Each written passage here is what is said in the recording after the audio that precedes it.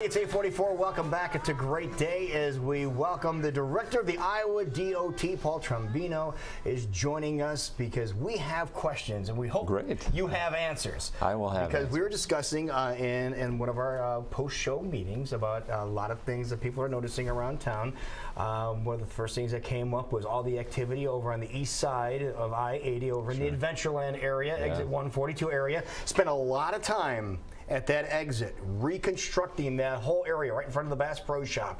And let's take a look at the first video we have here because they finished it. And look at this. This was really slick, and they made it really safe, where the big rigs can pull off to the right-hand side of the road to go to Bondurant, making it a lot safer in that area over by the Flying J. This was really slick. This was well done. And on the right-hand side of the road here, on the other side of the bridge, is our runway for the trucks to get up to speed before entering back onto I-80. And this was a long project. This went on for a long time, and they finally got things taken care of.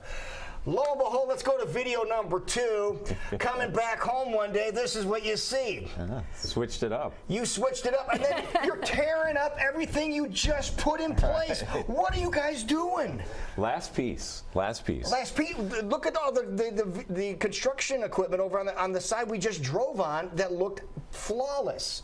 What is going on there? Last ramp that'll get you into Adventureland, and then the exit into Interstate 80, Hubble to 80. Those are the last two pieces. This is the last year. We'll say that the project was a long time. It went on since 2009. Okay, that long? Yeah, that long. It's about $47 million, so it is a pretty substantial project. But why did they tear up all the stuff they just got done putting down? Some of it was temporary. They put down some temporary work because you were still traveling on old segments. It's hard to see. If you look at it from an aerial view, there was sort of a curve that went through there, which that was one of the issues that needed to be addressed. There was sort of a back-to-back curve, and the interstate now will have a much overall smoother transition as it goes through there. Now, is that mainly because of the traffic on the diagonal nowadays? Yes, there was a lot of traffic. Obviously, there's so much more traffic on 330/65. The one that goes up to Marshalltown. Yeah, up to Marshalltown. And so, so we've made those last final changes. There's this ramp piece that'll be done, I think, by the end of May here, and then that'll get you into Adventureland because that's where I take my daughter. So it is pretty important. Yeah, 'cause that's closed now. Yes, it's closed. Well, you kind of forget about it, especially if you're heading to an event at Prairie Meadows or something. You're like, oh yeah, I gotta go. 143 and then turn back and come It takes a little bit of time. So that should be done by May 21st. And then there's the last piece, essentially, which is the Hubble to I-80, which will be done, I would say, by early August. And then there's just some median work, with the barrier. Does bringing a big company like Facebook in that area, does that affect? I think it does. Obviously, and I think when you look at the whole area of Bass Pro, I mean, they have huge development that's going to happen. There's a lot of things that are going to happen in and around there. So having the interchange really completed and done this year will make all of the flow in that area smoother transition over there. Absolutely, much safer. As the traffic, I think, will continue to grow as there's other development in that area. So I think it'll be really good. It was long, I admit that. Yeah, 2009, I didn't realize it was that long. I kept putting it out of my mind. So there was, during a time, the department did a lot of where they were trying to get work in, and they didn't have necessarily the dollars, so they would stretch projects out. So a lot of times you saw that 35 southbound was actually supposed to be gapped the year after I started. We switched that up, where we would actually not construct for a year because of financial issues.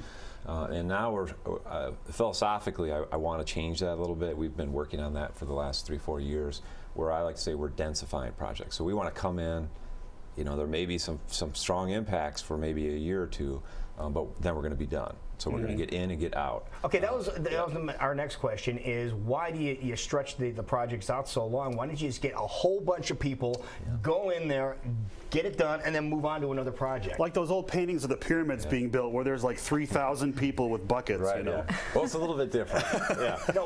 Why isn't that used on a more regular basis? Getting a whole bunch of people. That's what you want to do. That's philosophically, that's what we've done. So if you, like a couple of big examples of projects upcoming, Interstate 74 and Quad Cities, it was originally 8 years, and then when I came, they got it down to 5, and we switched it up again. We really did like a construction review, and we spent some time looking at it, and we've got it down to 3.5 years. Wow! And that's a $900 million project. Another area we hear a lot about is the Waukee interchange, the new one being built, and how's that going? It's going pretty well. I think that they've actually let that project already, so it'll be under construction. And again, there's not a lot there, so it should go pretty quick, and it should be open, I would say, for the first part of the spring of next year. And then the communities have a lot of work to get the connectivity, you know, of Grand Prairie Parkway. So I had to like think about that for a second. 105th Street, Alice Road. Alice's Road. Coca-Cola's on Alice's Road. Right. Yeah. So they have those connectivity pieces that they're also working on, and it's going to change. The West Side's obviously a growing area of the metro, but with that interchange, it's going to substantiate. I always talk to a lot of people in Waukee, and I'm like, don't blink after the interchange because the development's going to happen very quickly. And Jackie was just talking about a story a couple of days ago about what's going to happen over at the upper corner of the metro, at the bend over by 141. Ryder Corner. Ryder Corner, exactly. Yeah. Now something's going on there, or potentially something's going on. No, we're going to do that project. You are going to do it. It's in the draft program right now. It's actually where I live. I live very close to there. So it'll be done by next Thursday. Yes, we're going to make sure. That helps. No, it's one of the areas that we've had some safety issues. You know, it's a strong curve on the interstate. You know, there's sort of what I call the ramps that come down. They're sort of on the loop side. And if you've ever been there, and a lot of people, there's a lot of movement in the metro area, and you can get hung up on that ramp, and it backs especially up. And it'll back up on the interstate. It's not a comfort feeling. So it's a huge safety area, especially and so much on 141, all the way out to Perry has really grown. Yep. Yeah. And so the traffic volumes that we see on 141 have substantially changed. So we have essentially it all in the draft program. Right now the commission will see that here in the next week, and then hopefully they'll approve that in June. But there'll be a half interchange at Meredith is the plan. There'll be connectivity, what I call sort of like 235, where you have local connections along the interstate. They'll have that along 80 all the way to 100th Street, which will be a full interchange, is what we're anticipating. So it'll have really good connectivity where you'll be able to get in and off, get in and around. Not only Urbandale and Grimes and Johnston are sort of all right in there, and I think it'll flow really well, and it'll really change. I think that a lot of that area is going to develop very quickly once we get that done. Well, that's good that we get some answers for this. Yeah, we need to have you come back more often. Can Anytime. you do that? Absolutely. Yeah. Please do that, because you answered a ton of questions here. IowaDOT.gov for more information on what in the world is going on. But thank you so much for being here. Really appreciate it. Yes, we do want you back. All right. Appreciate it. Thank you so much. Thank you. It is 9:51, and when we come back, the reason he's sticking around, we have the Pelham Tulip Queen and her